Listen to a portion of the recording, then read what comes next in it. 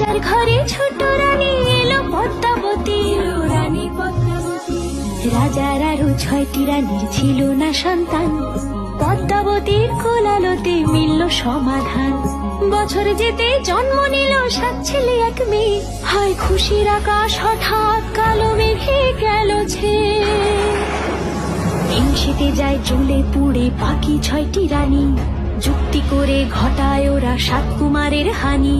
সুযোগ মতো 7 ছেলেকে মাটিতে দেয় পুঁতে, বাঁচে একা পারুল, ওরা পায় না তাকে ছুতে। ধাইমা বাজায় সেই মেয়েকে বড় করে তোলে, 7 ভাইকে পায় যে পারুল 7টে চাপা ফুলে। এত কিছুর পরেও রাজার বিপদ যে কাটে না, সূর্য নগরে সুখের সূর্য আর ওঠে না। হিংসা বিবাদ বিচ্ছেদ আর প্রেমের কাহিনীতে পারুল বোন কি পারবে 7 ভাই চম্পাকে জাগাতে।